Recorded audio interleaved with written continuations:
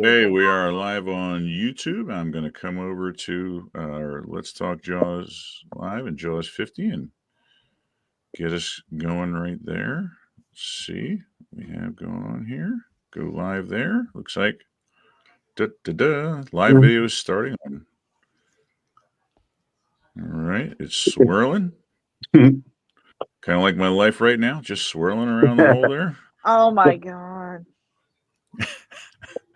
Do we need to throw like a life ring for you or something? What do we need to do? I need a hand crank for the front of a 29 Ford at this point, the way this is acting. Holy cow. Yeah, I don't have that. Sorry. All right. So, okay. They are both trying to go live. They're just acting a little funky and slow. Oh, we got a live video. Okay. I'm going to pull down our. There we go. Hello. Good evening, guys. Good evening. Hello, world. Here we go. How you doing? Hey, how you doing? Hey, nice Jaws cup. Nice. Thank you. Hey, how about that? Is that, that hasn't arrived. Is that what I'm supposed to get? Hasn't arrived in the mail yet. Yeah, this is something completely different. This is from I got this from a Christmas gift, I think, from my sister. That's nice. Those are good. It's good to add to that. I do know for a fact that your cup is en route. However, there's been a lot of holdups because you guys about a month or so ago Canada Post. had a post office strike or a mail strike, and I if you haven't seen, did you guys see the gag gift I sent to Jamie? Oh my God, I am so jealous. The toilet seat. He had helped me out and done a couple things for me a couple months ago. And I found this guy that engraved a toilet seat with Quint on it.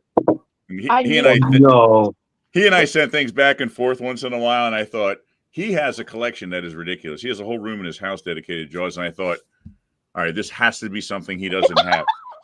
And it is Quint. It's Quint, and it's Quint. Quint with his head kind of tilted, with the hat on. After he crushes the beer can.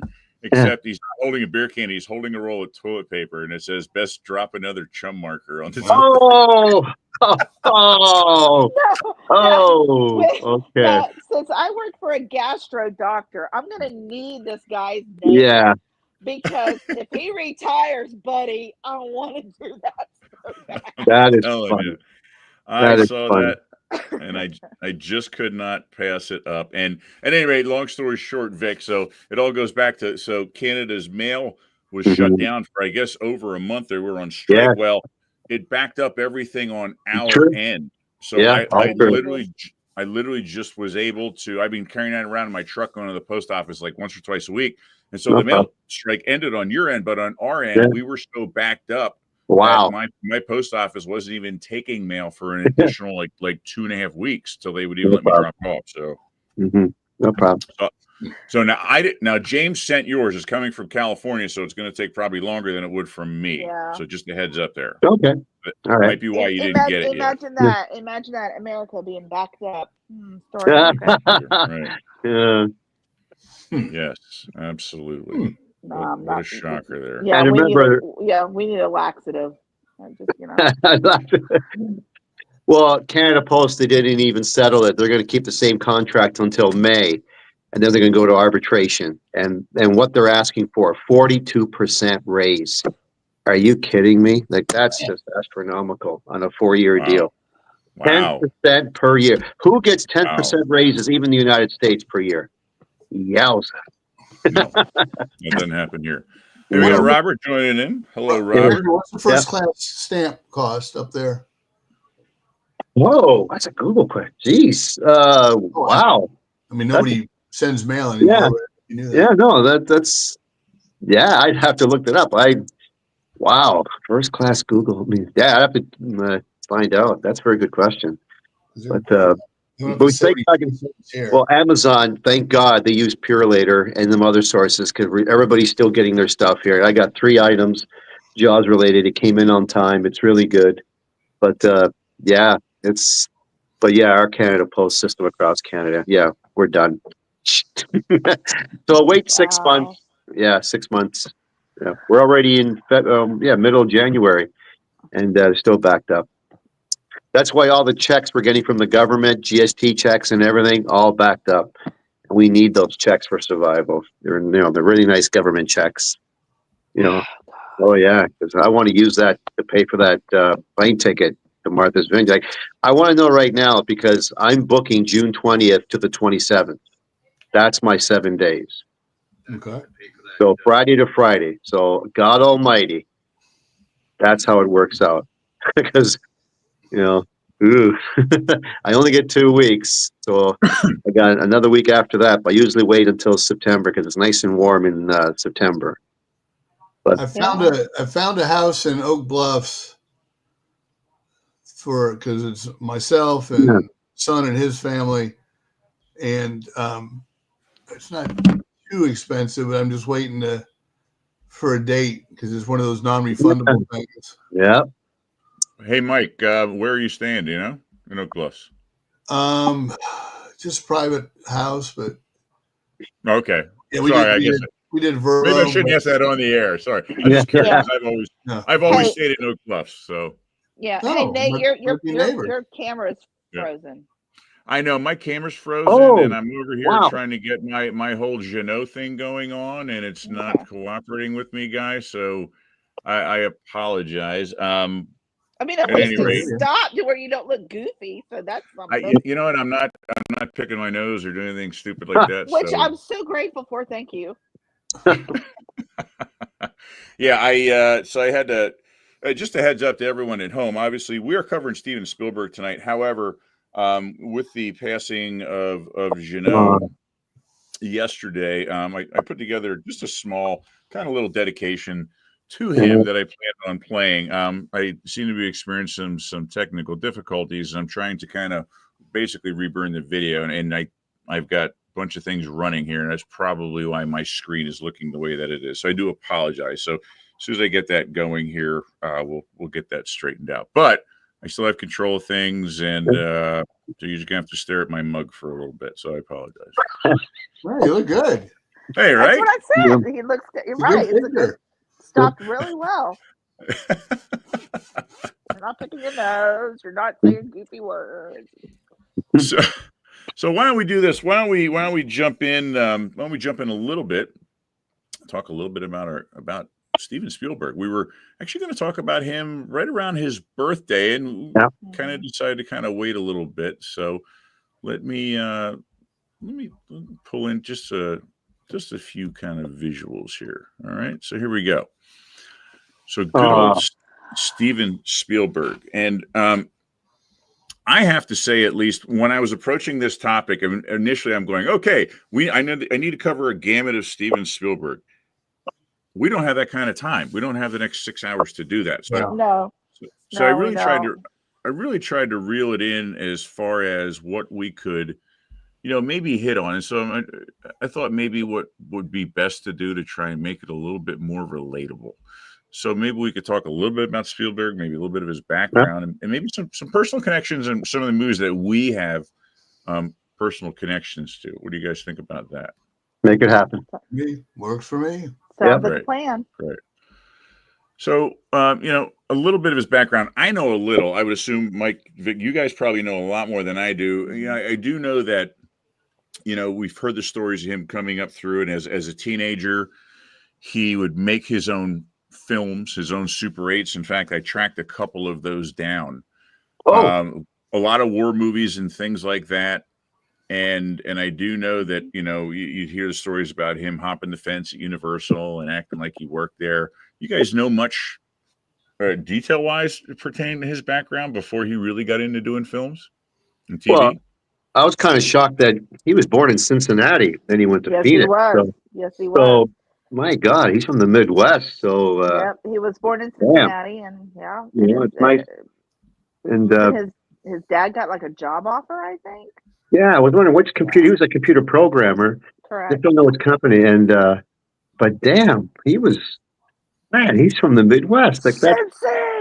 Cincy, yeah. I mean, I thought you'd go to Cincinnati and say the home birthplace of Steven Spielberg. I mean, God, if he catches a Reds game, he'll probably not have to worry about paying for a ticket. I only live 4 hours away, and that's where my family's based out of. No kidding. No kidding. Nice. I wonder if that house still exists or anything. I was driving around last year. I work in the city of Independence, Missouri. Of course, Harry Truman's house. But I was doing something, and they asked me where I was. They go, "Well, go over there.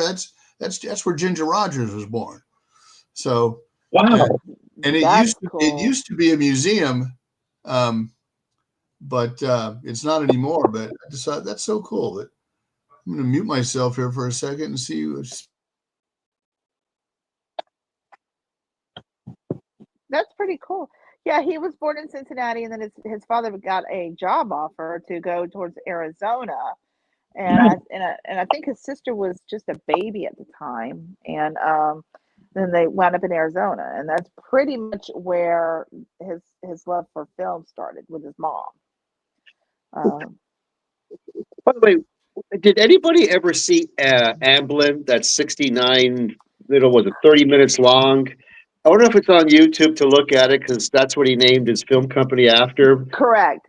Yes. And that was So, but what is Amblin about? Did anybody get a look at it? Like, what is? Oh God, I saw it years and years ago. Oh, I think it's two guys hitchhiking. I think they're just kind of ambling down the road. Oh, that's where the word. There you go. Amblin. What the heck is Amblin? And so what happens to the hitchhikers? Give us a little scoop. Because it's only a half an hour feature film, or is it a short? What is it? It's just a short film. He made a lot of short films. Did you ever see The Fabelmans? Yeah, I saw. Yeah, I saw that. That's basically a lot of that stuff's verbatim from interviews and stuff he did. But he just his parents took him to go see The Greatest Show on Earth, and he was so enamored that he started using his toy train set and setting up that and filming with his sisters and making movies. And it's just, he had that passion. I had that passion in high school, but then I stopped. But so I'm not Steven Spielberg, but people like him and George Lucas and Ron Howard and people that's all they wanted to do and concentrated on it. Yeah. That's what he did. So and he just made a good film that somebody saw and got him the contract. He was at Universal. He shared an office with John Badham and Jeannot Schwartz. Oh wow! All that talent in a little office. In one room.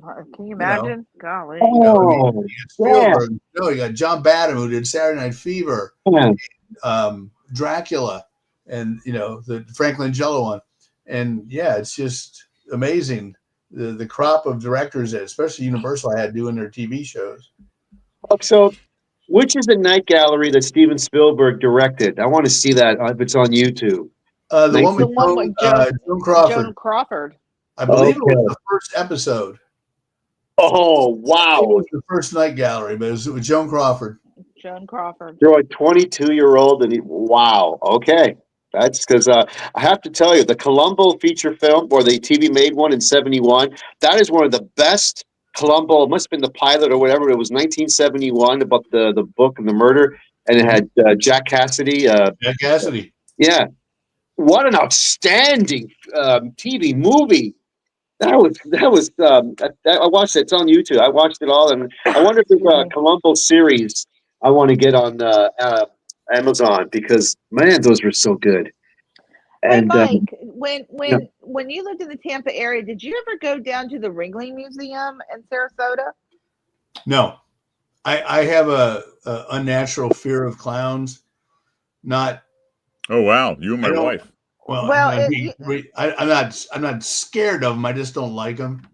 Well, it's not really of the circus. When you go, it's more of like fine, like oil paintings and stuff like that. Are they Emmett Kelly? No, it's not Emmett Kelly. Okay. No, it is not Emmett Kelly. But you can lure me into a clown museum. But in the back of the property of this wonderful museum, and it's more like it's the property, kind of like how the Budweiser Anheuser-Busch family is in St. Louis. They're the Grant's Farm place where you can go into the property. Same thing, or the Biltmore. Ringling, it was their home in Sarasota, but in the back, they had like the original carts where the animals were in and all that, and there was the train model of The Greatest Show on Earth from the train accident Oh wow, that'd be that cool. they to had see. encased and movie sketches. Oh. And so yeah, it's not just clowns. I mean, I think if I can remember, there was, but it was more fine art, like you're in an art museum kind of a deal. But I they think you should go had to the pier in St. Pete a lot to see the bounty that yeah, they used in at the the pier, remake yeah. with Brando. Yeah. Oh. Yeah. Pretty curious. Steven Spielberg lived in an apartment on Lexington Avenue in South Avondale. Where? In Los Angeles? No, in Cincinnati, the South Avondale area of Cincinnati. Oh, Interesting. Very So Oh I'm my interesting. sure. gosh. Okay. Yeah. Well, I'm road sure if trip, it's 70 everybody. years ago, there's no apartment building out there. I don't know. I may have to make a trip up there and find out. Yeah. yeah. Wouldn't that be kind of cool? Well, I do know that he had a real interesting. I watched a bunch of interviews and stuff, and I apologize, guys. I am a little crippled here with tech tonight. I don't know what's going on, but I watched an interview or two, and I actually watched an interview of him when they actually had a clip of Amblin, and he was talking about how that kind of helped him really get his foot in the door. So Sid Sheinberg happened to see that. He was in college at the time when he shot it, and said, "Hey, what are you doing?" He said, "Well, I'm in college." He said, "Well, what do you want to do that for?" And I guess Spielberg had a hard time getting into college that he wanted to get into because of his grades. And he said, "You know, you could come work movies rather than go to college." And so Spielberg basically said, "Hey, okay, works for me." And so that was kind of what really, I guess, got his career, going, per se. Yeah. And of course, out of there, then he was doing some TV and things, and then, well, once Oh man! Once he dove into movies, Duel was a great film, and I hadn't seen Duel until years after I saw Jaws and Close Encounters. To be honest with you, yeah. And I finally seen the Sugarland Express. What a debut! My God! Did you? Good film. Yeah. It is. It was very entertaining. It was a sad. Yeah, it's based on a true story. Yeah. 1969, and Goldie Hawn. God damn it, she could act. She got an Oscar. Of course she could act. She's got an Oscar. Yeah. No, but you see that whole stereotypical thing. She's just comedy. No, siree, Bob. Yeah, she she's not a dumb blonde. She is not a dumb blonde. No. Absolutely. The rare films where Bill Atherton is an ass, complete ass.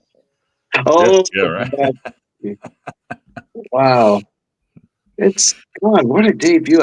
I'm surprised it didn't do too well. I think that would have been very entertaining. That's a good, it just went so fast. Sat back, enjoy it, and it's funny. I seen it on April because it was the 50th anniversary, and I said this has got to be perfect. And I got it on Amazon, and there it is. And wow, it was great. And it took me 50 years to see the Sugarland Express. And but yeah, Duel. We had a Spielberg Festival in Toronto 6 years ago. Packed, 17 films. Every single from Saturday. It was for 2 weeks, and they extended it 3 weeks. That's how I'm telling you, there are fans here. Oh my God! And I saw Jaws 3 times, and and the way people, even in 2018 when they had the festival, clapping. 43 years after that film, people here in Toronto were clapping. How you like them apples? But Duel, 10 o'clock at night, packed on a Saturday night, 10:30. Packed. It was great. I finally see Duel on the big screen. What a difference! And they should bring it back. It's oh my God, what a legend! But I'm sorry. I tried again 1941, and the Snooze Fest was on. Sorry. Such a good movie. Sorry. Movie. I love that movie. It's not funny. It's yes, it is.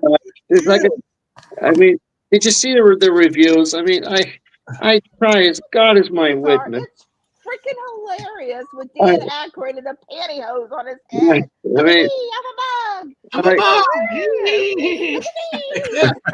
and I'm Don't from you Moline. dare Moline. shoot I'm that from gun in Moline, the Illinois. Who gives a and shit? Yeah.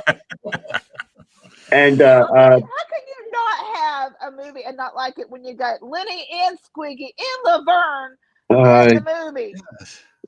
I'm sorry, but that December of 1979 will haunt me forever because I dozed off in 1941 and I dozed off Star Trek the movie. I didn't do too well. Thank God, months later, The Shining came out in March and I saved myself because I wasn't doing too well at 13, 14 years old. And but Oh, yeah, I will say, like the first couple times I saw Star Trek, I always fell asleep when Spock goes on the spacewalk. I don't know what it was. I did not see that said that entire before. film until it came out on home video. You said that before that you fell asleep. I Yeah. remember you saying that. It's just that one scene. It's like everything's great, and then Spock's in space, and then I wake up to see he's back. I'm like, I mean, why do you have the person who directed West Side Story doing a science fiction movie, Robert Wise? What the hell? he was a name. He was a name. Oh God! Yeah. And Yeah, when you're doing a big fanfare, that's why the Salkinds got Marlon Brando for Superman. yeah, oh yeah, Their brother could have played Jor-El, but you got Marlon Brando in your movie. That brings all that movie. 12 years old. Thank you. My birthday, December 30th, 1978. No falling asleep watching that one. I saw that one 3 times. That was great. Christopher Reeve. Oh, CNN. Christopher Reeve story. It's in February. It's going to be great. Watch it. You probably saw the ads on CNN. It's going to be great because, I can't believe he's gone. 20 years ago, passed away. 52 years old, Oh, my God. Him and Robert Williams. Same, what was the school? Juilliard. They're in New York. Juilliard.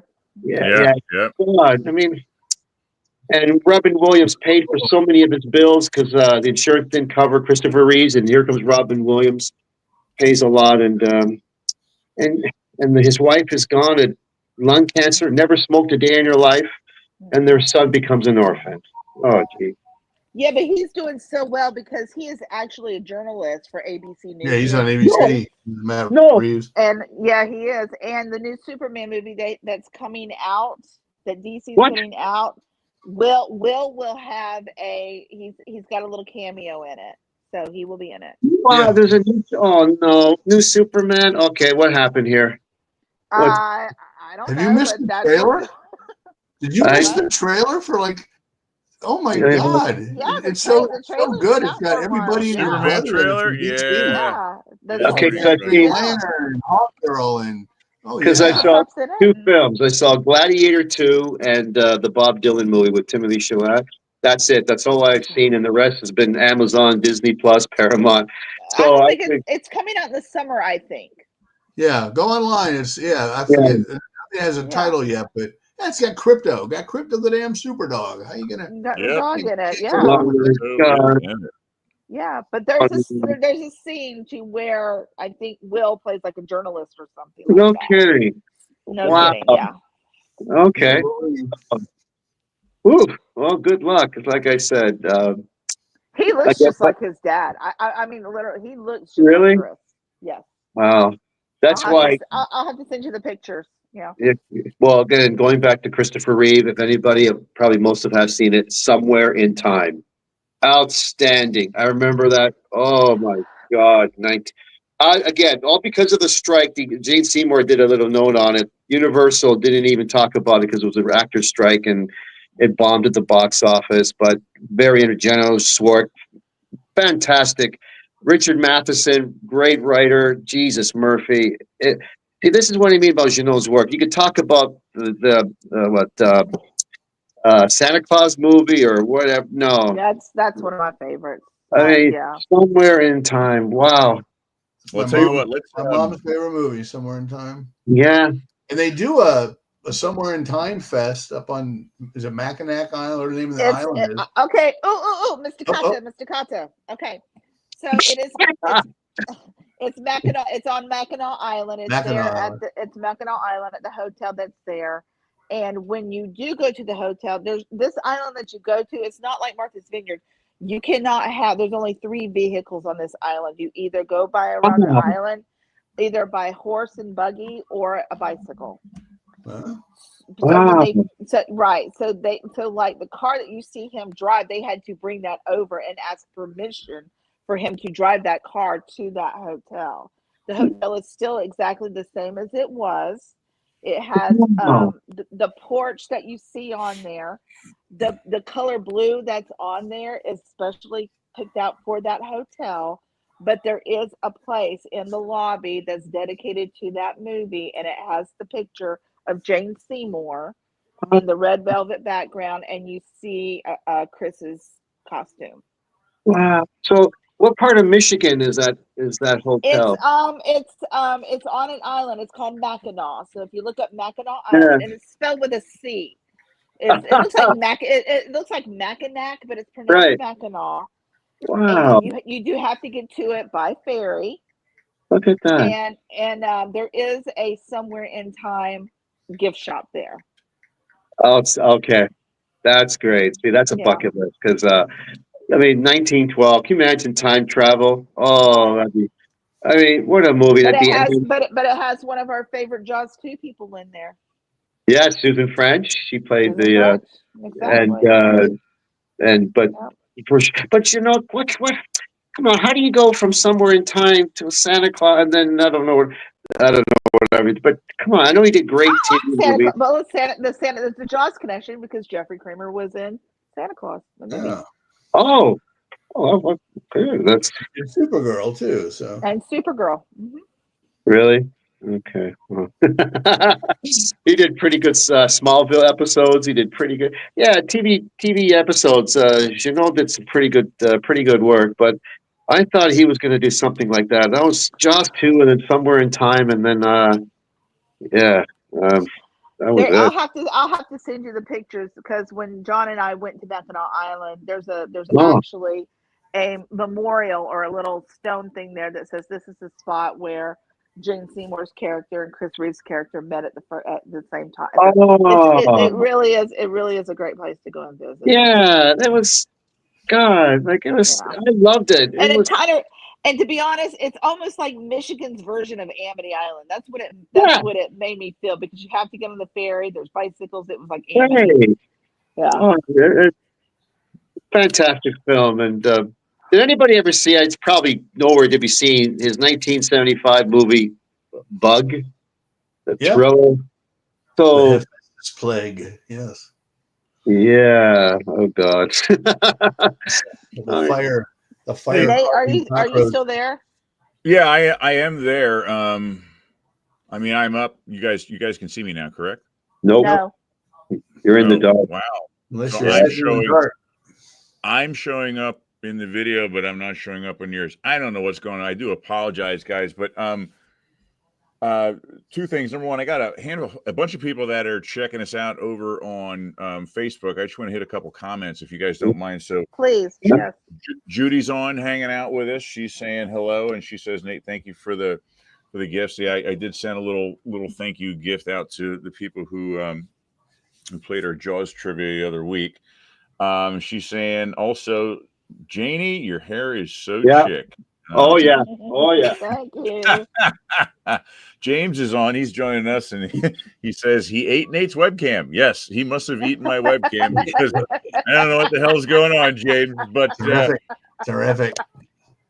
I had everything working awesome until we decided to get ready to go live, and everything started to go haywire. But I do apologize. So No. there you go. Last Saturday, fine, because I got it in black, and I got this one came in, and I can't believe a week later he's gone. Isn't that a beautiful from Amazon? Look at Oh that. wow. Yeah, Nice. very nice. Yeah. Like I can't believe a week later he's dead. Jesus, this is what I mean. You know, thank God that Russ Williams did those interviews, and we got the book Michael and everything. But geez, I wish So it was more. so moving on from Duel and Sugarland, what else were you going to do, Nate? Well, I have a handful. I got a handful of clips. I had a little clip of Duel. We kind of hit on that a little bit, so I think we'll kind of keep that rolling. I wanted to actually pull up. I had a really small clip that I found that Dennis Weaver made, and it must have been on. It was like black and white, and unfortunately, I can't access it right now. But I'll just talk about it for a second, and then we'll move on and maybe talk about That's those fine. personal connections that we thought we talked about making. Yeah.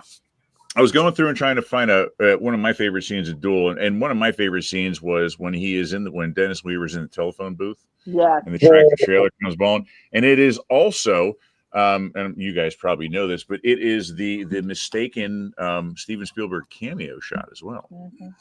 What? He is in that shot. That's exactly right. If you go back and watch that shot, you will notice.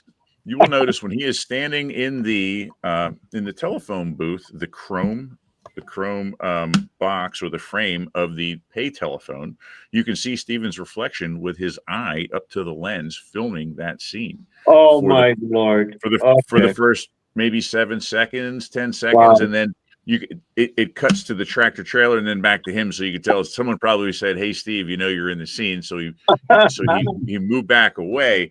But That's a continuity.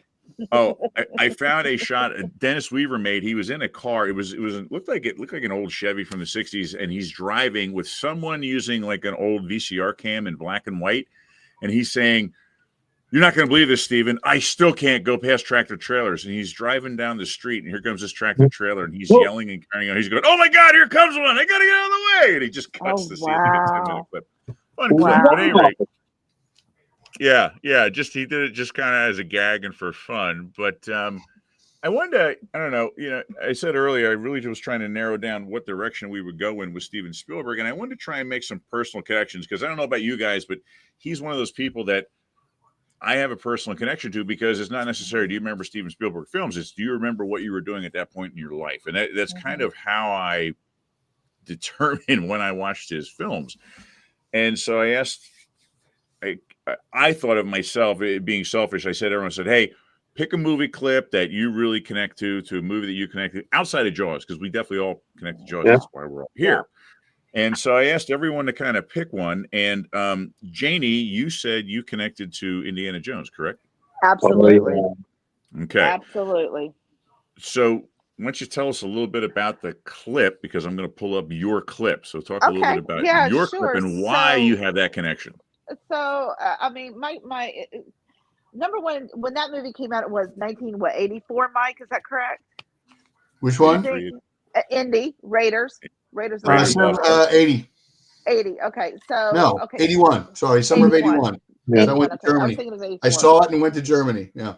Okay, so this was like my very first like action movie. Now, I had grandparents that would come from Cincinnati and come to Florida for the summer. Okay. And so, or just for the winter. So it was always something for me to spend the weekend with my grandparents. And my granddad would say, "Let's go see a movie. Pick out what you want." Well, I kept seeing all the advertisements for Raiders. Let's go see Raiders. I thought it would be cool to watch it. The one clip that really got me, and it's very personable for me. My grandfather was a preacher. He's a pastor. Huh. For him to sit in this theater and watch about the lost Ark of the Covenant, which is, you know your Bible, you know what it is. Yes, the 10 Commandments. Yeah. The 10 Commandments were in there. Exactly. When that damn thing opened up, it scared me half to death. That's the wrath of God. And to sit there with somebody who preaches brimstone and fire on the pulpit, and he hits it to where us poor girls would wake up in Sunday church. It was a very enlightening moment, because you have this archaeologist who is going after something that is so theologically or spirituality you don't screw with, and here he's trying to find it for man, to find it before evil gets a hold of it. Yeah, the Nazis. Yeah, sure. The Nazis, exactly. So to sit there with this, it was very illuminating. Like Sean Connery said, illumination. It was very illuminating for me to see this. Illumination. Illumination. So I would go to school and tell everybody, because I was starting middle school that time, that actually Indiana Jones was like a distant uncle. Oh. And he's a true person. Yeah. Because Oh, my last name was Jones. yeah. Okay. Well, yeah. JJ, Michael, Nate, how many years did it take till finally, in the last Crusade, that we finally know that he was Junior Dr. Henry Jones and his dog was named Indiana?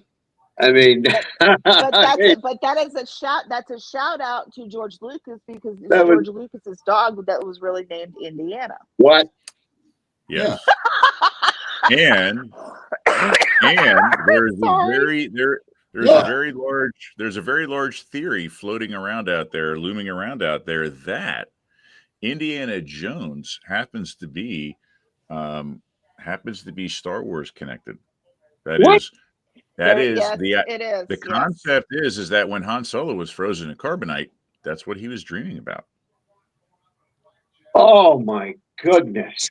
And not to mention, if you look very closely, when Sala and Indy pick up the Ark of the Covenant, you can look on on some kind of a slab is C-3PO and R2-D2. Yes, you do. Okay. They are there. Jesus Christ, how many times I got a freeze frame here? I got a dual, I got a freeze frame in India. Jesus Christ, you know my eyes are going to be hurting on the weekend. Oh, I got 2 football games to watch. Oh my God. Before we branch off topic, let's pull up Jeannie's clip and see what she's talking about. That little, wow. God, for lack of a better term, is what it is. Okay, let me see if this works. The opening of the Ark, correct? The opening of the Ark. Don't look at it. Shut your eyes. Don't look at it. No matter Ooh, what got chills. Yeah.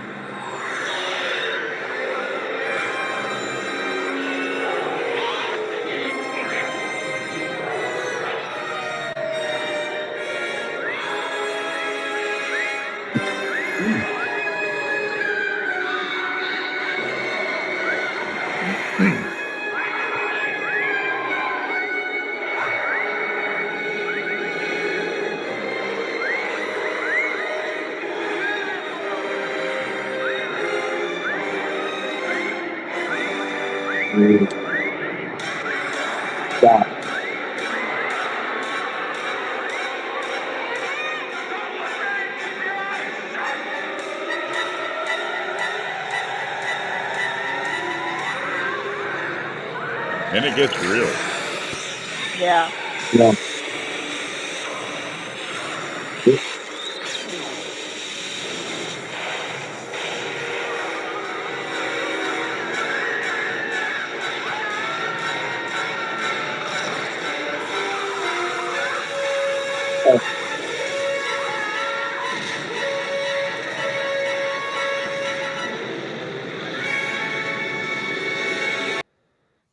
There you go. There you go.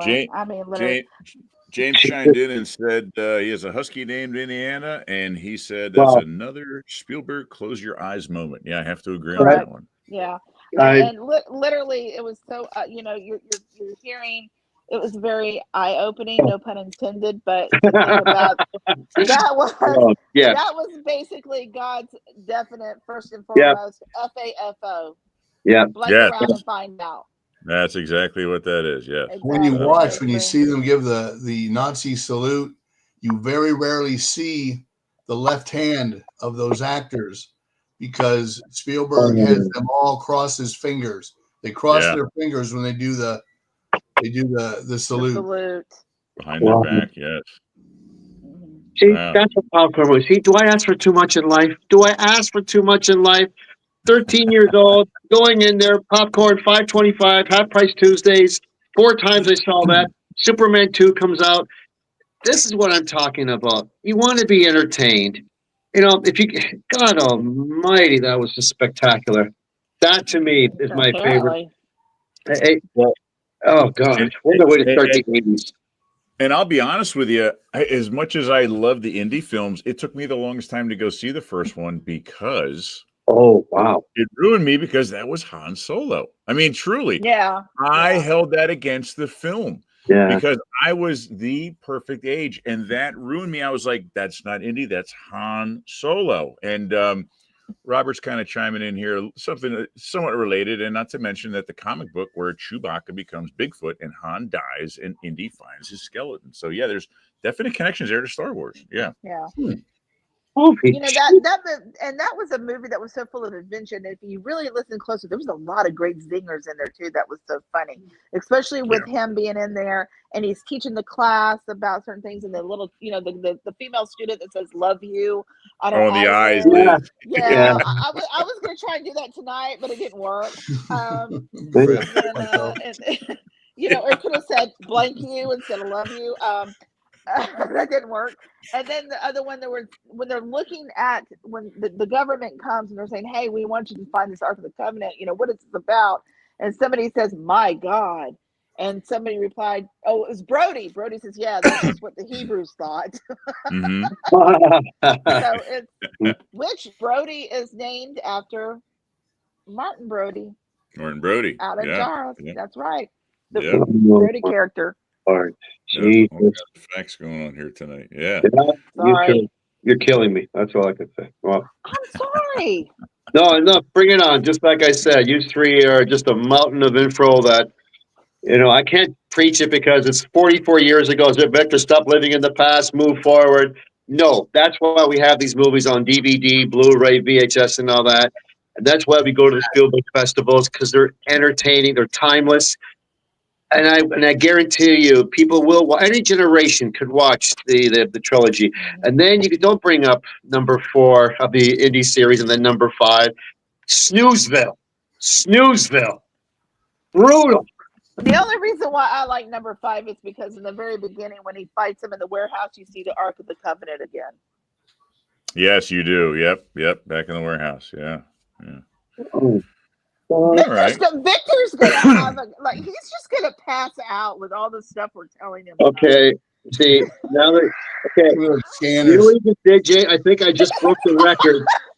Can you tell me how many minutes in? Because I think I broke my own record, the fastest me falling asleep watching number 5.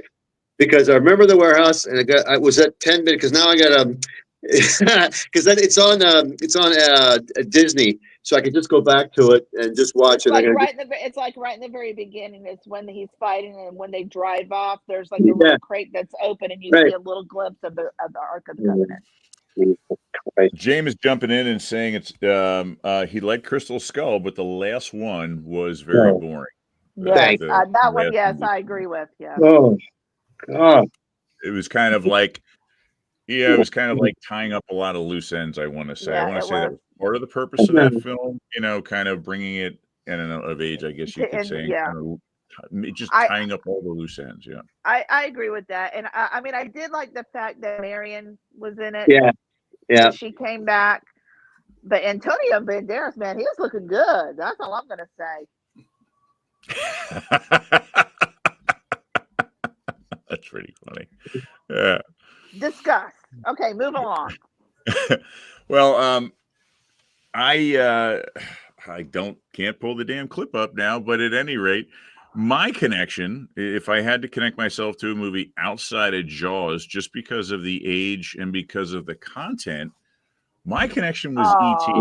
for a couple look. reasons. So, number one, E.T. was the first time I saw a movie in a real movie theater. Everything I grew up next to a drive-in, so everything I watched was in the drive-in. Aw. And my dad took me to see E.T., and it was the first movie I saw in a theater. And for me, it was, what are we talking, 1982? Yep. June of '82. Can you imagine that? How about that? Man, Yeah. older Yeah. guys. Oh man. The BMX craze hit, and it took me with full force. I mean, it truly did. And I had friends that were like riding BMX bikes. I didn't have one at the time, and I was really getting into it, going out buying the magazines. And I'd open up the magazine, and inside the magazine is a picture of the Kuahara, the chrome Kuahara bike with the red pads that Elliot rides in ET. And I mean, I caught the BMX bike bug, and it has become a lifelong obsession. I mean, to this day, my favorite hobby in the world is cycling. I mean, I don't ride BMX bikes anymore, but I mean, you're looking at a picture of me. I'm 12 years old there. I got my hands on a Seriously, a Schwinn. is that you in the red suit? Me on the right, that's me at 12. That was my first factory BMX suit. I was so proud of that. Yeah, and I helmet, want a copy of that. and then on the left side, that's me at the age of 14 or 15. We and I'm only going to say it once, but basically we went into a housing development up on the mountain behind where I lived and stole a bunch of plywood and 2x4s. and, and and all of our dads knowing that, you know, where a bunch of 14-year-olds come up with that kind of wood.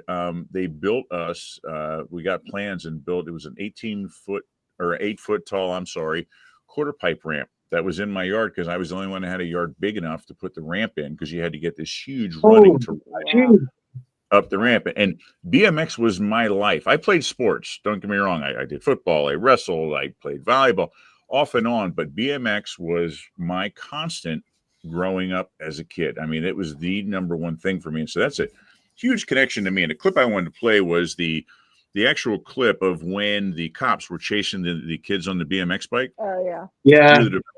So those were actual.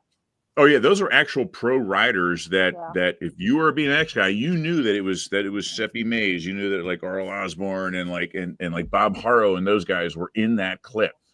And it was like one of 2 films that ever really, or maybe 3 films that ever made BMX relevant. That was BMX Bandits, E.T., and then Rad. It was the only time that, you know. Oh, I forgot about that. Rad, what? Rad. Yeah. R-A-D. R-A-D.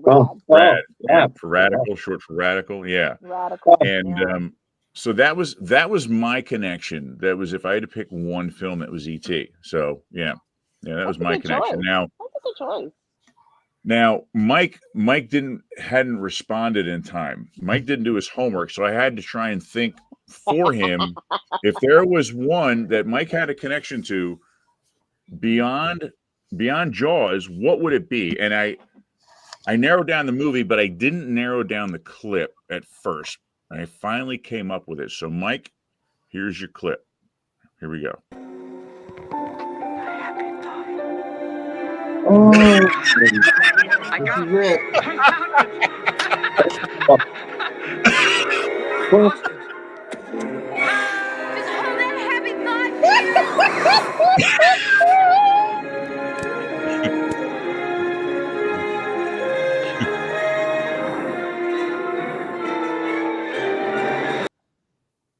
Sorry, Mike. Bad joke on you there, buddy.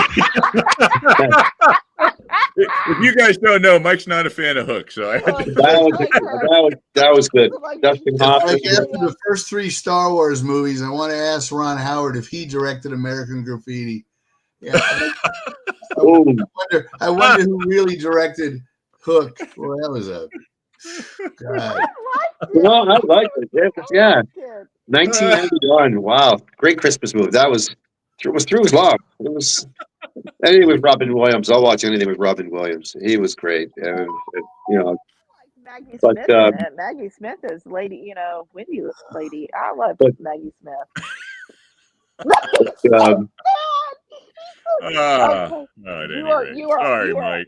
You are off the team, Nate. Maybe that's why my camera isn't working tonight. Maybe that's what happened. It knew I loaded up the Hook clip. It was like, you're done. We're pulling your license. No more. You screwed up, AA Ron, right there. Robert is saying rest in peace. Oh yeah. Oh my goodness. I watched Popeye last night. So there. There you go. There you go. I have not, man. I haven't seen that movie. Mike, that spinach was a crock of shit. I thought it was real for muscles. I mean, it was a lie. I thought.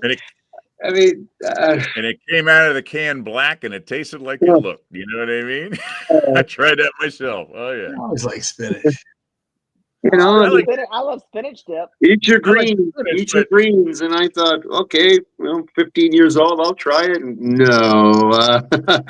You're probably eating it on a fork. You got to squeeze the can and pour it into your mouth. Quarter-inch thick steel can, right? Yeah, that's the way it works. Hey, if you can squeeze and dent that can, you are freaking Popeye. You don't need to eat the spinach that's in that can. Let me tell you. We went to my grandmother's, and we did not want fresh spinach. We wanted it in a can, and she got us a can of spinach. and open that can up. And my brother, like, we were ready to, like, knock holes in the walls. You know what I mean? Oh my! We got a mouthful of that, and I didn't turn into Popeye. I turned into I'm going to puke my guts out if I do this again. I mean, that was rough. All That along. was rough. Yeah. All No wonder along. he didn't have teeth. He had to sop on that crap all the time, dude. Yeah. God, it was rough. It's funny when I moved to Kansas City, the theater chain I was working for, their mascot was Popeye. I have no idea why, but they paid for the rights, and they had a big old Popeye suit that people would walk in. But then I would have to be Bluto or Brutus.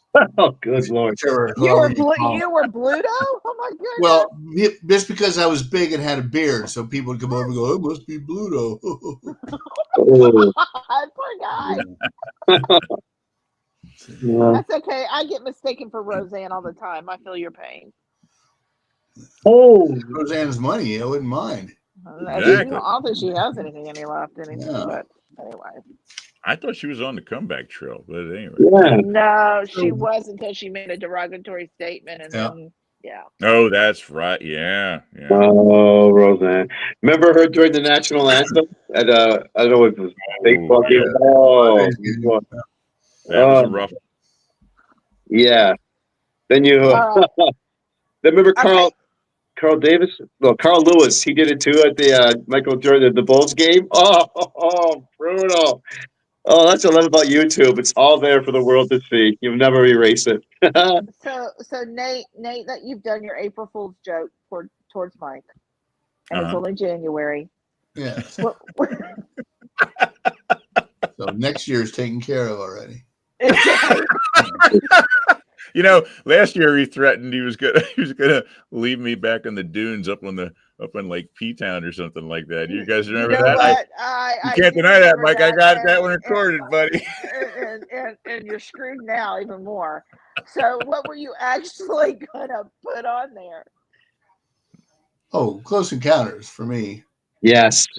There you go. Me too. It was one of those because I'm the old guy here.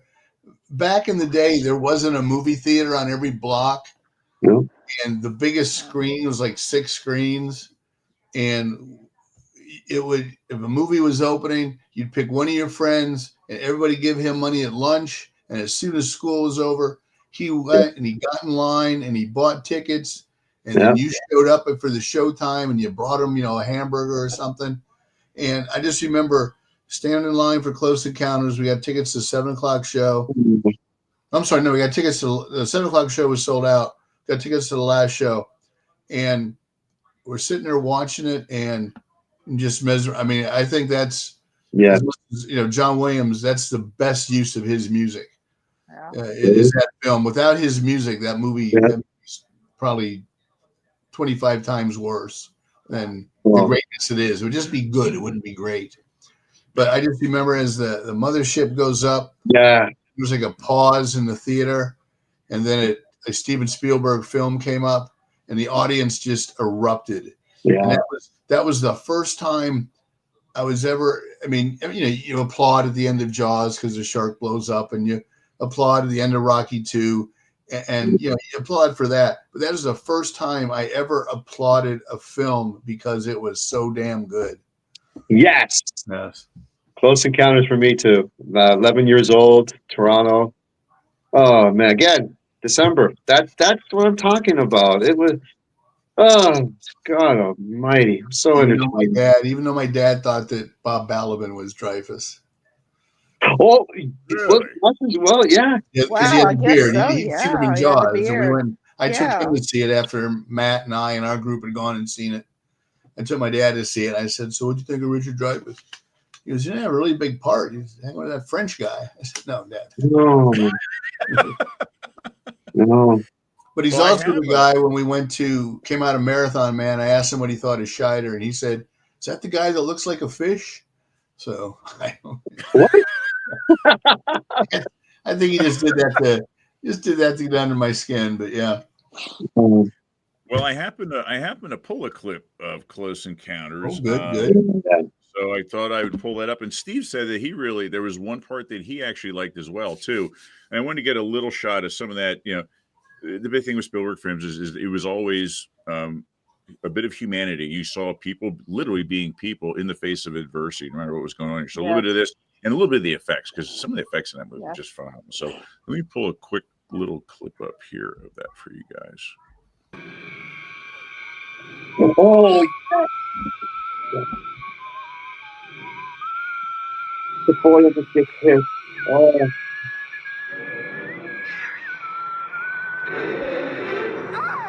yeah.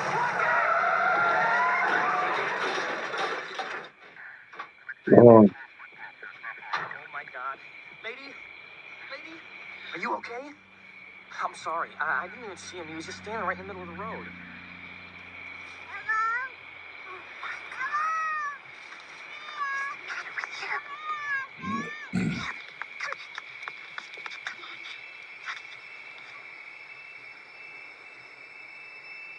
I always thought the lighting of this scene with the effects was so incredibly oh, vibrant, that's like it. over the top, really. Robert's Blossom. He looks the same. Yeah.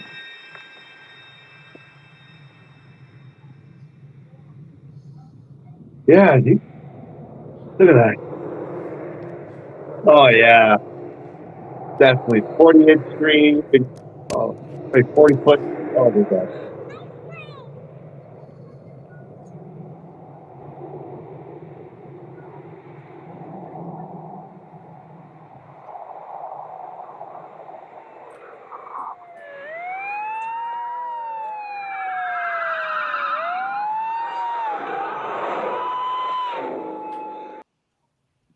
Roscoe Pico trainer. Get.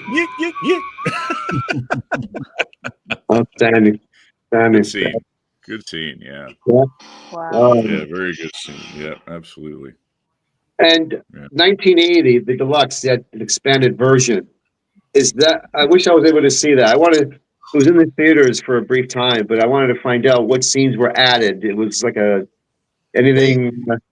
They cut out a lot of good stuff, Oh, and basically, when I talked to Joe Alves about it, basically, Roy Neary goes into the lobby of the Atlanta Sheridan Inn, and they throw confetti on him. That's all the inside of the mothership was. Oh, really? Oh my! Really? Yeah. Okay. It wasn't. I mean, I didn't mind, but there's stuff they cut out a lot of stuff too. A lot of the fun stuff. And then eventually they did like a complete director's cut with all the stuff in it, and it's not bad, but it didn't have to go. It's like Spielberg's. He always wanted to show inside the ship. He didn't see anything. Like I said, he literally walked into an orange room and like confetti fell on him. That's what. Oh my goodness! And that's that whole fear of the unknown. It's a little bit more leery because you wonder don't know what it is. you leave it to your imagination what's going on in there. Yeah. Sure.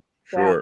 Hey, Robert's got a quick comment here regarding that. It says, regarding, and I want to address the issue at the end. It seems grass for Roy nearly to abandon his family, but to be fair, his wife took the kids. That was all her fault. Yeah, kind of. Don't say that. Poor Terry Garr. Man. A woman who will not support her man's dreams. Yeah. And unfortunately, another person we've lost recently. Yeah. Yep, Terry Garr. Yeah. Oh, very sad. Now, did he go back and try and do any enhancements to that film too, like he did E.T., or am I thinking that wrong? He didn't ruin it like he did E.T. Yeah, I know E.T. went back and made a bunch of changes. God, who was it? One of the shows, it was like Robot Chicken or Family Guy, or one of the shows did a parody of that scene, and it was the ET scene with the military and the cops with guns, except they all had walkie-talkies. Yeah. Except in the parody, they're all shooting at ET, and they're all holding walkie-talkies, and like you can hear the machine gun going off. You see rounds flying, and they're all holding walkie-talkies. Hilarious. Pretty good. Yeah. Can't go wrong. Was a good stretch from Jaws, Close Encounters, Raiders, E.T., Poltergeist. Oh my goodness, it was late 70s, early 80s. 41.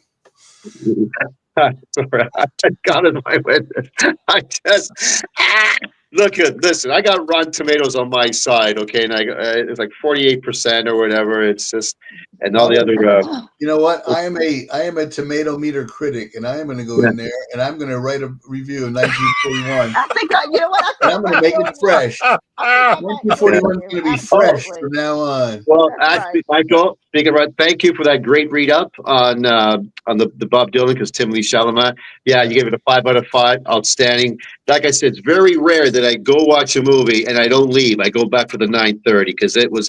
I wish they expanded it to 66, 67, 68, and all that, because it went so fast. Yeah, but it's a good ending though. It was a Yeah. good place to end.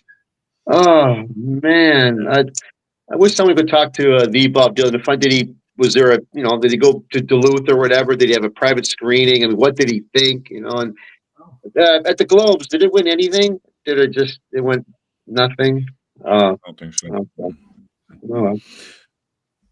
Well, it had a little kind of derailed tonight, but I was trying to put together, if you had to face off your top two films from Spielberg. Oh, this is wicked. What direction would you go? Because a lot of people tend to cut him off at a certain movie and saying after that movie wasn't as good. I think he had some newer things that really had some merit. I really do. Well, films that I would have never like. I watched. Oh God, was it Minority Report? Minority Report. Never seen it. I watched that. I'm not a Tom Cruise fan, and I watched that film and I was like, "Dear God, this is a good film." And at the end, I'm going, "It's a Spielberg film. No wonder it's a good film." I thought The Terminal, which kind of fell flat, I thought that was a good film. I did like The Terminal. Really, I did like that. Yeah. Oh my God! The touch of humanity that he does with those films, it's just And so, if you had to narrow it down to say maybe 2 or 3, what would you put head to head? Obviously, Jaws is going to be one of them for me. But what would you guys put in there? Yeah, I mean that's obviously going to be one for me too. I would put Jaws up against Raiders of the Lost Ark and see who wins. Okay. I'm telling you, Interesting. I love Raiders. I'm going to wait and see what Michael says before I give my answer. I really like Empire of the Sun. Oh my gosh, Mike! I'm so glad you said that. I love that movie. That shot where Christian Bale's up and the plane's going by. It's like, oh my God, yeah. I love that practical effects. That wasn't special. That wasn't visual. That was all plane. That was a real plane with Christian Bale. We can continue this because tonight we basically covered Spielberg in the 70s. So we can do the 80s for a show, the 90s. So why don't we do that? I've got other things. And, there's some great choices up here. Jurassic Park. Yeah. Saving Private Ryan.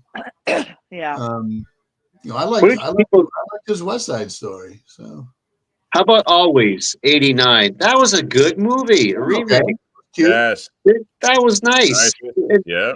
Like I thought, oh come on, Dreyfus is there. It's sad how it happens, but that was entertaining. I liked it. What about you, Nate? You know what? Because I'm waiting to give my answers.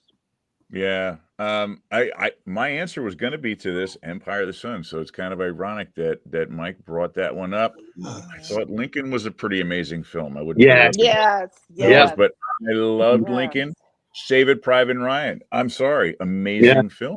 It really. Great. I mean, that's weird that you say about Lincoln. I'm gonna interrupt you there because when you say Lincoln, it's a great movie.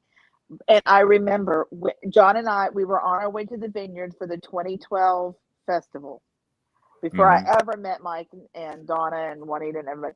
But when I saw the poster of Lincoln, who was the actor? Daniel Day-Lewis as Lincoln.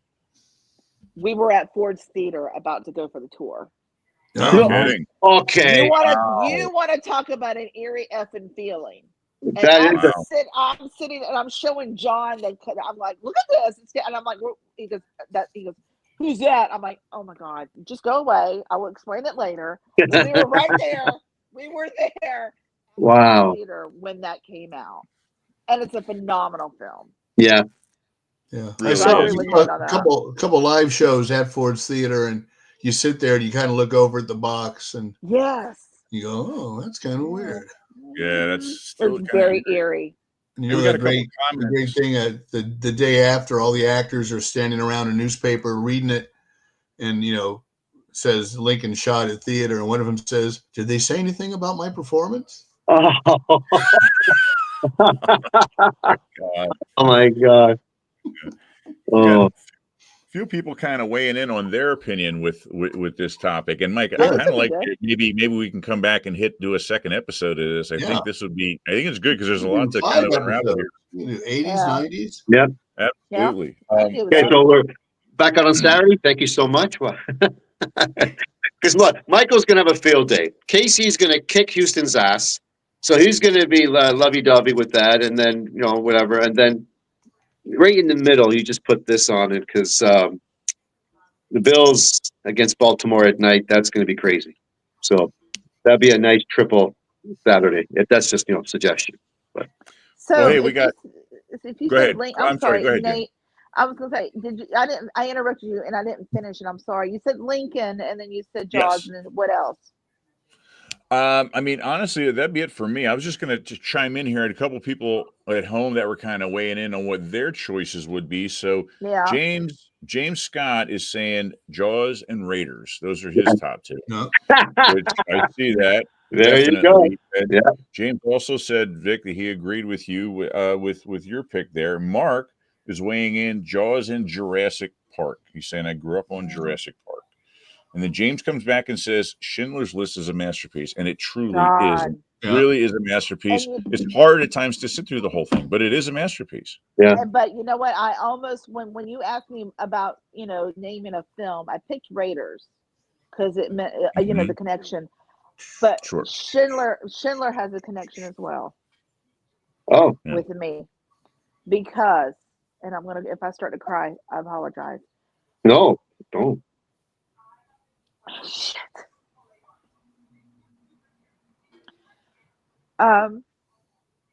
My dad had passed away just days after Spielberg won his Oscar.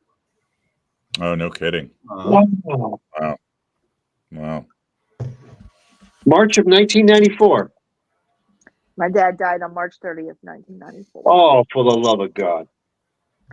And Wow. so it was very, I don't know, for some reason it was just very odd because he knew I was a Spielberg fan and he knew that but it was such a bittersweet moment. Yeah. Oh, wow. Yep. Sorry for your loss. Oh my God. 30 years. Geez. Listen, Quite when the you connection. see me, you see my dad. I just don't have a beard because he's just he was a very good man. He was an entertaining man. He taught drama, and there's a connection with my dad and Spielberg and there. So, but I was gonna say I almost said Schindler too. I Wow. almost did. Well, Yeah. that's the best connection I can think of. Wow. Yeah. Very Man. nice. Yeah. Yeah. Mark's chiming back in and saying he's got a lot of movie watching. He said we've definitely thrown a couple of movies out he hasn't seen yet. And he's mentions the one that Mike and I were talking about he has not seen. So yeah, you've got to check that out. Yeah, that's a great movie. No, Terminal. The Terminal. No, don't like the Terminal. Oh, I love the term. I like it. Oh, That was cute. pretty cool. Yeah, because it's Well, based to on a tell you- true story. Oh, it is. Yeah, absolutely. Yeah. Yeah. Mm-hmm. Yeah. Yeah. Oh, We have Wow. Robert chiming in with Bridge of Spies. British Spies. Ooh, that is Nice. a good one. I liked it. Yeah. Yep. Mark Rylance stole Stallone's Oscar that year. Yeah. Yeah. Yeah. Tom, Tom Hanks. Tom Hanks references tonight too. That's three. Tom Hanks. Three. Tom Hanks did quite a With few of his Tom. films. Yeah, His a next lot door of neighbor. Tom Hanks. Catch Me If You Can. Yeah. Oh That's another yeah. great Yeah. movie. See? Yeah. Oh. Yeah. Well, I tell you what, we're just over the hour mark, and I do want to do a little tribute here to Jeannot. So, if we're talking about bumping Yeah. this over to a second episode, Yep. how about we Third, just the have? fourth, and the fifth. Actually, Let's take a few. Go ahead. I'm Go sorry. ahead, I was Jenny. gonna say because I really didn't give you my pick. But I'm And sorry. a lot of no, it's okay. It's all right, but it's not one that I don't think you guys would be interested in. It's more of a female perspective. Sorry, but Okay. I would have to put Color Purple. That's a I Oh, good great film. film. Great Amazing film. film. saw Purple too. Took me 40 years to finally watch it. Okay, the original one, not the musical one that Yeah, just came out, yeah, but the yeah. one with Whoopi and Danny Yeah. Glover and yeah, Yeah. Amazing film. yeah, yeah, Amazing film. Oscars screwed him over. yeah. How do you give 11 nominations? He doesn't even get a Best Director nomination. 0 for 11. I don't know what the hell he's smoking. And yet to give the Well, Best Picture, what was that stupid movie with Robert Redford and Out of Africa. what the hell? Yeah. Snooze Fest 1985. Oh, you want to know what a snooze fest is? I saw an early screening of it. It didn't Oh. have the John Barry music score. So imagine them It was flying flat. in an airplane for 20 minutes. Sorry. just like this without music. Oh my God. Jeez. I missed the whole conversation. I lost internet. What happened? Oh, we're talking about Out of Africa. Yeah, beats out The Color Purple. Like, I mean, we use it as a joke. Every time we do the Oscars, we pick the ones that are horrible, and we have because we always do our total to win. And if you're wrong, you have to watch one of the worst of the chosen Best Pictures, and that year one of the worst winners was Out of Africa. Try survive that movie, okay? Just try for all you can. Well, it's funny I- because but Sidney the Color Pollack Purple had is given so an good. interview where he said that Hollywood won't take Spielberg seriously until he makes a serious movie. So after the whole lost the Oscar thing, that summer there was a 70 millimeter screen of They Shoot Horses, Don't They? And Sidney Pollack was there. And I took a couple pictures from Tootsie that he signed. And I said, you said in Time Magazine they wouldn't take him seriously until he made a serious movie. And he said, oh, I said that. I said, so what happened? And he was like, Yeah. He Yeah. won. He won the Oscar. He was like, I want to say what happened. He shouldn't say I won. But he didn't. Michael, did he win the Directors Guild in '85? He won the DGA, yeah. Okay, and he's not nominated for Best Director. No, it's happened before. Affleck won the DGA for Argo. Ron Howard won the DGA for Apollo 13. Mhm. Yeah. What the hell? Yeah. Oh, God. '85 was one of the worst Oscar. 7 Academy Awards for Out of Africa. Help me. Please help me here. I don't know. But yeah, it took me 40 years to watch The Color Purple. Outstanding. And Outstanding. that's a tough movie to watch because of the content. Yeah, it was. Oh yeah. And Yeah. for him to come out and do that and get the blessing of the author of the book. That's why. Yeah. To bring that to screen and then get screwed over. Yeah. By the Quincy Jones Academy. music. Quincy Jones, may rest in peace. He passed away. Oh, right. But it's just the content of the movie, and that shows you how in depth he is. Yeah. What he made. Until Bridge of Spies, that was the only Spielberg film John Williams did not do the score to. Yeah, that's true. Yeah, because it's Quincy. And I think it's because Quincy Jones was a producer on the film. He was. Right. But I would love to see if because sometimes you'll see like Jerry Goldsmith did the original score for Legend, and then Tangerine Dream ended up doing the score they used, but they later released Jerry Goldsmith's score for Legend. I wonder if John Williams, was bored one day or bored one weekend, just wrote a score for The Color Purple. That would be interesting. I'd like to hear what his interpretation would have been. Wow. Yeah. Well, okay, I take that back. I did make a good comment. No, please, JJ. No. Did I get everyone's movie in? I didn't leave anyone out there, did I? Mike, I know you mentioned a movie or two. Was that your choice? Close Encounters. Yeah. Encounters. Okay. All right. You guys are good. And I think okay. that was Keith's too. Keith said that. It was. Yes. Right on. Encounters was his too. I think he said. Yeah. 1, 2, 3. There you go. And he was 12. I was 11. And Mike, 1977. I was 17. You said, Jesus, what a damn, Star Wars in the summertime, Close Encounters. I like Close Encounters more than Star Wars. That's me. I was just taken aback. It was great, and yeah, finally I see Jaws in '79 when ABC had it, and but no, Close Encounters is my favorite Spielberg film of all time, and It it was was Goodbye Girl also. Yeah. yeah, Annie Hall. Annie Hall. You know, what's the actor? Diane Keaton. I think you guys have saw that movie, Looking for Mr. Goodbar. Yes. She should have been nominated for Looking for Mr. Goodbar because it came also in '77, as opposed to Annie Hall. That movie was a killer. I Especially always thought that that's what got her the Oscar because she won for Annie Hall. yeah. I think they also Wow. saw that she could. That was based on a true story. A teacher in 1973 was stabbed to death. Like, oh my God. When I saw that, Richard Gere, Tom Berenger. Tom Berenger, when he did Major League 2 in Baltimore, he signed a couple pictures for me, but one was from Platoon and the other was from Mr. Goodbar. Yeah. That's damn what a good Nate, movie. Yes. Mark Ames sent me a message. Mark from Massachusetts, and he said he said The Terminal is one of his favorites with Tom Hanks. He said he liked it too. So Good for him. man, we're just batting it off, man, tonight. Good film. Yeah.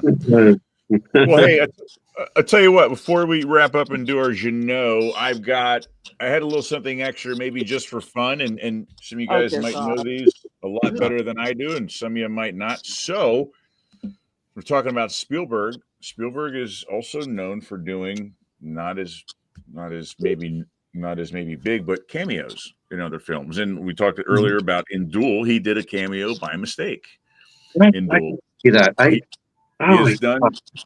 Go back and watch it, Vic. I'm telling you, you'll see him plain as day. And I got to tell you, that's exciting. Everything's so fast, and you see him there. Okay, look at the telephone booth, and bloody okay. Look at the Ark of the Covenant. The Ark of the Covenants when they're taking it out of the well of the souls.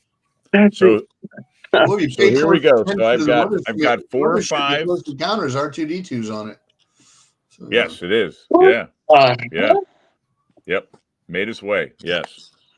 Constant back and forth. So I've got I've got 4 or 5 pictures that are from films with him doing cameos. Some of these are quite obvious. Some of these are not. Some of these you might know. Some of these you might not. I know. Just 4 or 5 quick here. Okay. And most of these are Spielberg films. Not every single one. Okay. Not every single one, but I know 2. So raise your hand. I'll take the first hand that goes up. Are you ready? Oh, yeah. Okay. Janie, you had your hand up first. What you got, Janie? That's the Blues Brothers. Yeah. Absolutely. Yes. That is the Blues Brothers. Yeah. He looks like a geek in that mustache. He needs a beard. I tell you. Yeah. Yeah. And he's eating a sandwich at the time. He was like, "Can I help you?" Yeah, you came across someone these days that had that kind of look to him, man. People would be hiding their kids, man. He looks like Stanley Tucci in The Lovely Bones. Yeah. Why would you do that? Fantastic movie, Michael. Oh yes, definitely. Blood. Peter Jackson doing a murder myth. Oh, damn. All right. Keep going. Here goes the next one. I'm going with the first hand up. That's who I'm calling on. Ready? All right, here we go. Even pointing them out for you.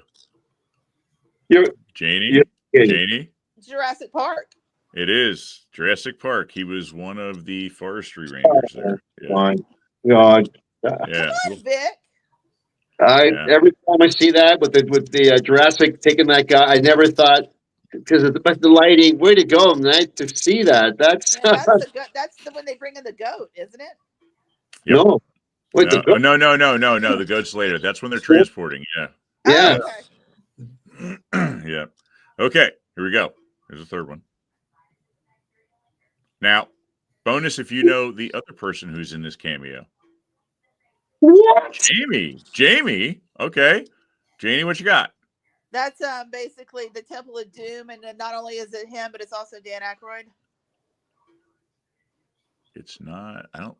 Maybe I'm wrong. I don't think it's Dan Aykroyd. But go Well, ahead. I'm looking So on my who are phone they? too, so I can't see. Oh, it's Dan no. Aykroyd is in there. Yeah, Dan Aykroyd is the guy right there to the In the khaki. in the khakis He right is. by the yeah. headlight. He is. But who is dressed up as I believe they're priests. Yeah. With Steven Spielberg though standing next to him. It's got to be Lucas. Yeah, It's George Lucas. George Lucas. Yeah. Unbelievable. Wow. He's that little annoying kid that Wait a won the minute, I Oscar. got a bonus answer. Yeah. Wow. Yeah. George Lucas. There we go. All right. I think I got one more. Up my I'm sleeve not gonna here. raise my Ready? hand. You guys gonna come on. All right, here we go. Okay. What? Oh my God. Gotta raise your hand. Gotta raise your hand. I know if nobody else does. I know it. Yes. All right, go ahead. You yell it out. Go. What you got? Go. What is it? The Goonies. Oh, It is so not close. the Goonies. It is So not the close. Goonies. Close. Oh. You did. It is not the Goonies. Oh, I thought that was the first. Starts with a G though. Mike hasn't answered one yet. Gremlins. James just answered it. Yeah. Mike, you haven't answered one. It's- Mike, why don't you answer this one? What is it? Gremlins. Gremlins. It Yeah. is. It is. Yeah. James That's is Cloyd saying. Axton. Yes, exactly. The inventor. Oh yeah. Oh my goodness. James is saying Gremlins as well. Yeah, nice job, guys. And Ben Ryland's on there with us tonight. Hey, Ben. Hey, Hey, Good to see Ben. you, bud. Yeah. All right. You That know was my a good- favorite. You know my favorite cameo What's that? is when he's with Austin Powers and he holds up his 2 Oscars. Yes. Yes. Yeah. Yep. He What? does. He does. Yep. In fact, wait a second. Wait, what? What movie? What movie is this one? It's easy to see him. What movie? This is not a. I don't think this was a Spielberg movie. And this was a good cameo. He actually spoke in this one. He came out and said, you SOB, come here, give me a hug. What? I'll give you a hint. Stumped on this one. The person he's hugging was a person that was in one of his movies that I talked about earlier tonight. Oh my God. You guys are good. Hey. I'll give you another hint. He supposedly puts lifts in his shoes and is a fast runner. It's Tom Cruise, but I can't remember the movie. It is Tom Cruise. Minority Report? No. No. Oh, War of the Worlds. No. Vanilla Sky wasn't his movie. Oh, Yeah. not even close. Oh my God. Vanilla That's Sky. Cameron Crowe. Yeah. Well, then there you Yeah. go. Because I've never seen Vanilla Sky because I'm not a Cruise fan. I'm not a big Cruise fan either, but yeah, that was Vanilla Sky. So That's really good. That's really good. Wow. actually, James got it. James chimed in and said Vanilla Sky. Very nice, good. James. There you Way go. to go. bud. Victor, you know Yeah. about you know his cameo in Jaws, right? Yes. Does Victor know? Oh yeah, the voiceover. Yeah, Ebony Very Harper. good. Yeah, So Very good. that was. Good. I've seen it kicked around a couple times, and I've never heard anyone verify it. I've read a few times over the years that he was the lifeguard standing holding the megaphone on the beach I've never when heard that. Brody was yelling no whistles, but it was never verified. Did anyone know anything about that? I don't think so. Wow. I Blonde.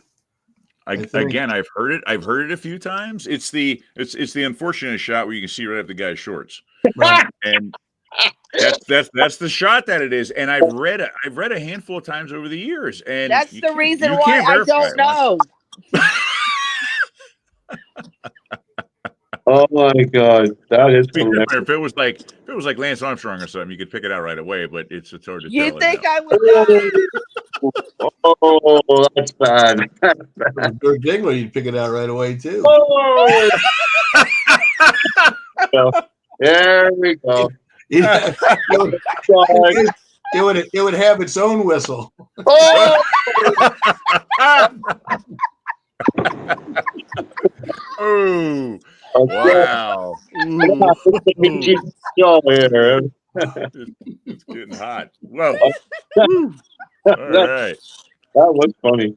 Oh my! Ooh. This is what I mean. Can you imagine if we talk like this at the wharf this coming June or July? This Oh my Tell him I God, said hi.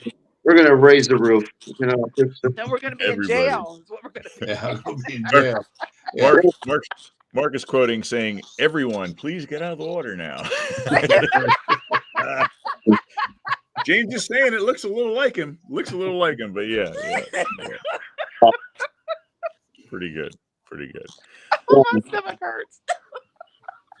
Well, we're kind of rounding out here. We're just about our hour and a half in, and we promised we wanted to end tonight with a little tribute. wow. The unfortunate news that we lost Jeannot yesterday, I mean, and I had seen it first on Kramer's Instagram page is where I first saw it, and I was kind of waiting to see if it pop up. I thought, I knew that he was close friends with him, so I thought if he's posting it, I can't imagine that it's not. Yeah. Yeah. To it. wow. Wikipedia had nothing. He had the scoop before any other service picked it up. I mean, my goodness. Yeah. You know, So at any rate, I wanted to make sure that I don't put my foot in my mouth here. Make sure my share screen option is at least working, since my other video compilation is not. I wanted to pull in and just show a little memory of him. Just a couple still shots, nothing crazy. A couple still shots, a couple of pictures of films and shows that he's been known for over the years. And I thought we just kind of let that kind of take us out this evening. Sound like a good idea, guys? Yes. Yeah, I kind of wanted to ask Mike something. Sure. I mean, you spoke with him, obviously, when doing the book Mhm. and everything. Anything that you'd like to say personally? That you have He the was chance? very, very kind. He told great stories. And I wrote a piece that's on the Daily Jaws now. And I just remember after our last conversation and we were done, he said, I ask you one thing, don't make me look foolish. Come on. And I said, there's no way in hell he would look foolish doing this. Yeah. Wow. Yes. But And told some yet, great stories. yeah. And he did tell, I'll share a fun story that I share in the piece. He did a lot of TV. yeah. And, in his early, his nickname was Gene. Everybody called him Gene. And he was credited in a lot of stuff as Gene Schwark. And I said, why did you go to Jeannot, which is his name, his full name?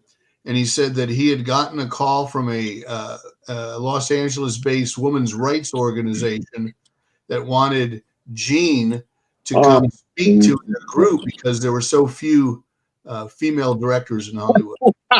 Oh, you're kidding. No. Wow. Damn. Yeah, and he said, Awkward. Unbelievable. I know that Unbelievable. I know a couple of the Amity kids that I've seen. I saw Gigi's tribute today Yes. on Instagram. Billy has made a really nice tribute. So apparently he was very well respected, very loved. And thanks to his vision, even though we know John Hancock as well, but still we would not be here talking that's about true. Victor wouldn't be there Yeah. without Jaws too. Jaws too. Yeah. We like just it's not right that some people call it a little lame. No, it was a fantastic sequel. I stand proud. Okay, it's a damn good sequel. It took Rocky 2, Empire Strikes Back, blah blah blah. No, Jaws 2 was fantastic. I'm glad that I stand by that. And if we had to have those 5 scenes in it before they were taken out because of the editing, Jaws 2 would be even better. You put Bob Death in there when the shark attacks Chief Brody, the helicopter scene, which I don't know why they didn't show it in the theaters, and of course, Marg was supposed to live instead of die. All this, but it was a fantastic movie. And there's a lot of film critics out there and film people who would say it is one of the best sequels for a franchise to have. Well, I always said if it didn't have Jaws in the title, it would be up a higher level critically. Agreed. Yeah. So there you go. Agreed. Yeah. So thank you, dear sir. Rest in peace. Yeah. Thank you so much. Let me throw a text, comment or two up here real quick. Ann Dusenberry texted me today, and she was pretty upset too. So pretty upset. Yeah, all the kids are upset. Say again. Who did? Ann Dusenberry. And and yeah. Yeah, all the kids took it pretty hard because for most of them that was their first film, and he guided them and he kept them away from all the Scheider drama as well. So sure. Where was Schwartz living? Was he? France. He was back Oh, home in France. all right. Well, Hmm. see, another family just. Gigi had a beautiful picture of just she and Janot. I don't know if you saw Yeah. That's what I that. saw. Just Yeah. kind of, very, very candid. Great picture. Yeah. Yeah. Yeah. It was What I nice to see. All right. All right. Well, I'm gonna roll this out here quick, and that'll kind of take us out tonight and tonight, and be prepared for a Steven Spielberg round 2, you guys at home. So just kind of a heads up there. So here we go. Nice little dedication. Hopefully this works out for me here. All right, here we go, guys.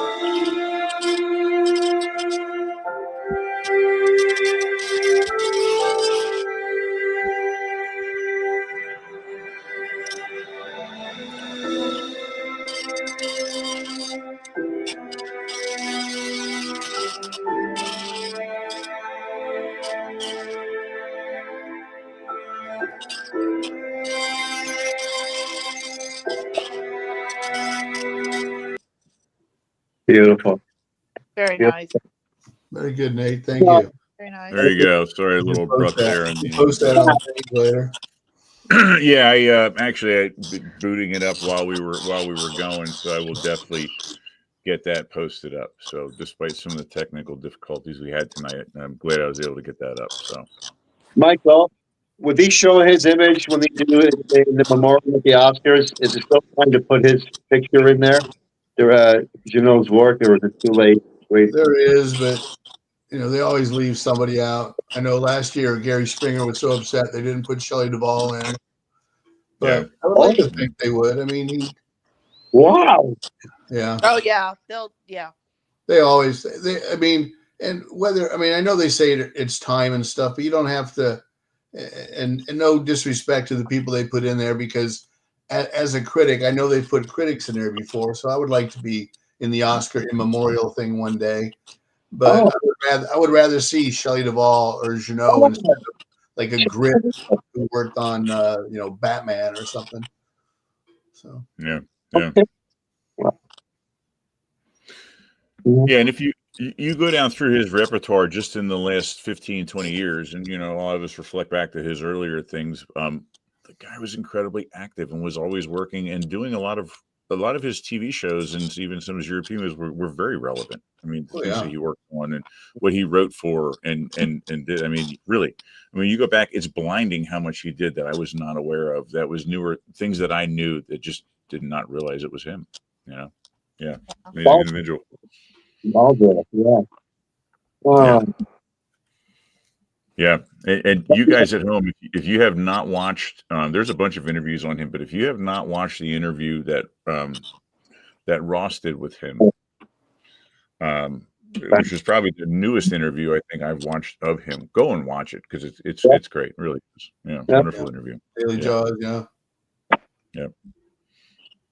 Yep. Well, we'll never know. Where's Bob's death scene? We'll never know. He'll keep that secret. Took it to the heavens with him. Oh well. Yeah.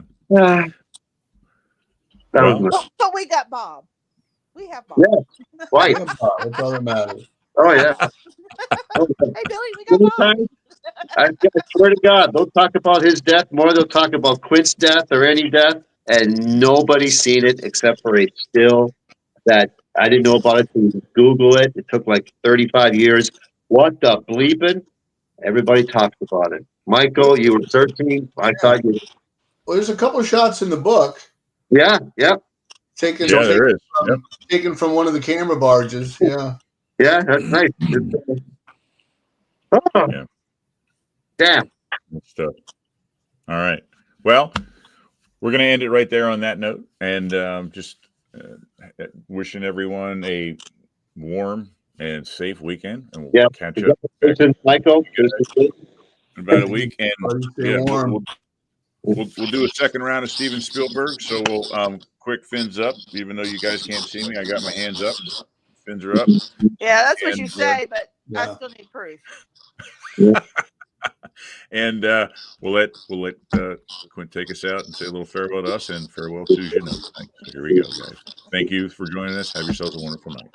Farewell and adieu to you fair Spanish ladies. Farewell and adieu, ladies of Spain. For we've received orders for to sail back to Boston. And so never more shall we see you again. Good night, everybody. Good night, everyone. Good night, everyone.